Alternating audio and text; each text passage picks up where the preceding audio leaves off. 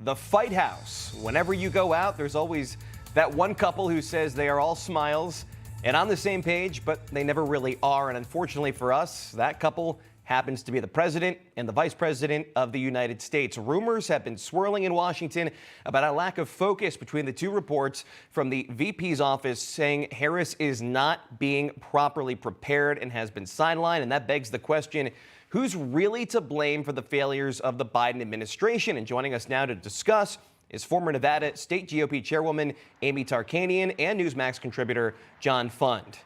Thank you for both joining us tonight. I'll start with Amy. Kamala Harris was the border czar. She was in charge of securing our border. Unfortunately, things are getting worse there. And is it Joe Biden's fault if he put Harris in charge of the crisis, or is it his fault for putting her there in the first place?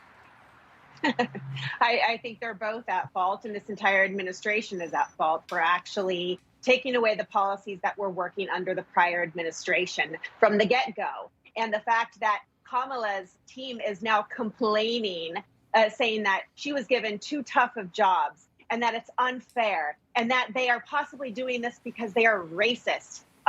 Newsflash, when she was campaigning against Biden, she actually called him a racist then. So why does she think it's any different now? Now, I'm not saying that's why he chose her to do tough jobs, because he's racist, but that shouldn't come as a surprise to Kamala Harris that there may be a problem in that area with him. The fact that they're even throwing out Pete Buttigieg as a possible running mate, or the 2024 nominee, is very offensive to the Harris team, and even further enrages the whole racism unfair slot, because he is a white male. So I don't think there's going to be much love lost when this administration is all done. Now, John, Kamala Harris's approval ratings have slipped even lower than Biden's, 28% now, and that includes Democrats and independents that voted for her the first time around. So why do you think she's so disliked right now, and especially if she's considering running in 2024? Well, she actually has not had that much experience on the national stage. I'm from San Francisco. I know her somewhat, and her entire political career is bounded by a triangle. Berkeley, most radical city in America, San Francisco, and Oakland. That is probably the most liberal concentration of voters in the country. Donald Trump got about 9% of the vote in that triangle. And as a result, she's lived in a bubble her entire political life. She doesn't relate to average Americans. By the way, most of her childhood was spent in Canada, believe it or not in the Bay Area. Her adult career has all been in the Bay Area. She's not really attuned with America, and it shows both in her political positions and how she approaches and handles diplomatic and other issues.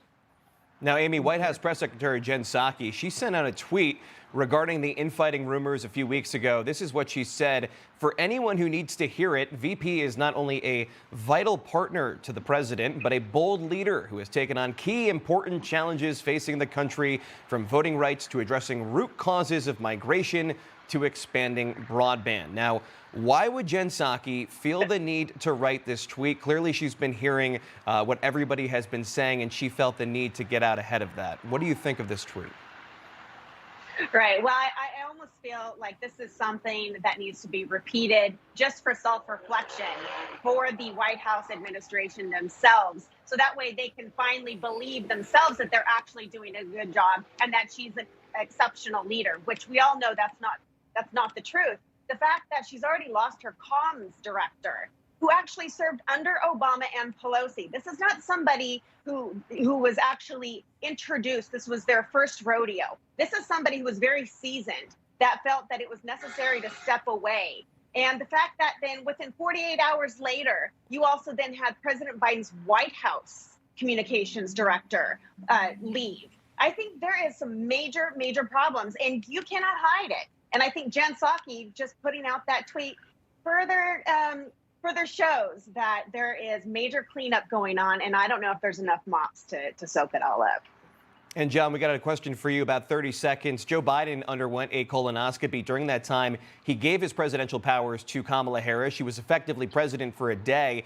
How do you feel about a Kamala Harris presidency? Do you think she'd actually be more successful at getting the job done than Biden?